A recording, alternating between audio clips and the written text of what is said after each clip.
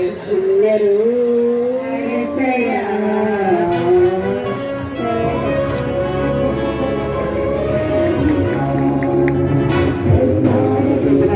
ಮತ್ತು ಕಾರ್ಯನಿರತ ಅಧಿಕಾರಿಗಳು ಡಾಕ್ಟರ್ ಗುರುಸರ್ ಅವರು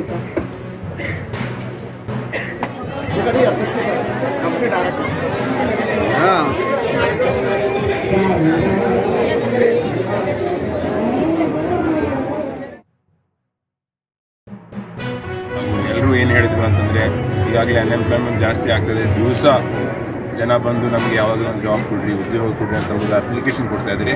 ನಾನು ನೋಡಿ ಜಿಲ್ಲಾಡಳಿತ, ಜಿಲ್ಲಾ ಪಂಚಾಯತ್ ಹಾಗೂ ಎಲ್ಲ ಇಲಾಖೆಗಳ ವತಿಯಿಂದ ಒಂದು ಉದ್ಯೋಗ ಮೇಳ ಮಾಡಿಸ್ಬಿಟ್ಟು ಎಷ್ಟಾಯ್ತು ವರ್ಷ ಕಂಪ್ನಿನ ಬೀದಾಗ ನಾವು ತರಿಸಿ ನಾವು ನಮ್ಮ ಯುವಕ ಯುವತಿಯರಿಗೆ ಒಂದು ಅವಕಾಶ ಕೊಡೋಣ. ಯಾರು ಅರ್ಹರಿದ್ದಾರೆ, ಯಾರ್ಯಾರು ಹೋಗಿ ಕೆಲಸ ಮಾಡ್ಲಿಕ್ಕೆ ರೆಡಿ ಇದ್ದಾರೆ ಅಂಥವ್ರಿಗೆ ನಾವು ಅವಕಾಶ ಮಾಡಿಕೊಟ್ಟು ಉದ್ಯೋಗ ಎಷ್ಟಾಯ್ತು ಅಷ್ಟು ನಾವು ಜಾಬ್ ಕೊಡಿಸ ನಾವು ಕೆಲಸ ಮಾಡಿಸ್ತಾ ಇದ್ವಿ. ಒಂಥರ ಖುಷಿ ಅದ ರೀ ಸರ್, ಎಲ್ಲರಿಗೂ ಸಿಗಬೇಕು. ನಮ್ಮದು ಹುಡುಗರು ಆಗಲಿ ಹುಡುಗರಾಗಲಿ ಎಲ್ಲರೂ ಮ್ಯಾಲೆ ಬರ್ಬೇಕು ರೀ, ಅವ್ರಿಗೂ ಒಂದು ಸ್ಟೇಜ್ ಅಂಬ ಸಿಗ್ಬೇಕು ರೀ. ತೋಲ್ ಮಂದಿ ಏನು ಮಾಡ್ತಾರೆ ರೀ, ಓದ್ ಮನೆಗೆ ಹರೀಗ ಎಷ್ಟು ಹೆಣ್ಮಕ್ಳು ಓದಿದವ್ರಿಗೆ ಮನೆಗೆ ಹರೀ, ಮ್ಯಾರೇಜ್ ಆದ್ಮೇಲೆ ಮನೆಗೆ ಉಳ್ತಾರೆ. ಅಂಥವ್ರಿಗೆಲ್ಲ ಉದ್ಯೋಗ ಸಿಗ್ಬೇಕಂಬದು ನಮ್ದೊಂದು ಅದೊಂದು ಹೆಮ್ಮೆ. ಉದ್ಯೋಗ ಮೇಳ ಇಟ್ಟು ಒಂಥರ ಖುಷಿ ಅದ ರೀ, ಎಲ್ಲರಿಗೂ ಸಿಗಬೇಕು.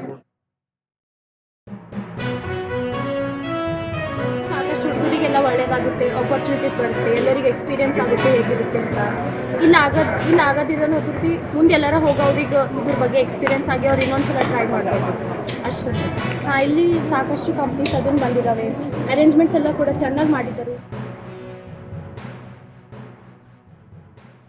ಏನಂತ ಇಲ್ಲಿ ಈಗ ಇವತ್ತಿನ ಸರ್ಕಾರಿ ಐ.ಟಿ ಕಾಲೇಜಿನಲ್ಲಿ ಉದ್ಯೋಗಗಳನ್ನು ಅಲ್ಲಿ ನಮ್ಮ ಕ್ಯಾಂಡಿಡೇಟ್ನು ಕೂಡ ಕರ್ಕೊಂಡ್ಬಂದ್ವಿ. ಸುಮಾರು ಕಂಪನಿಗಳು ಬಂದಿದ್ದಾರೆ, ಅಟೆಂಡ್ ಆಗ್ತಾ ಇದ್ದಾರೆ.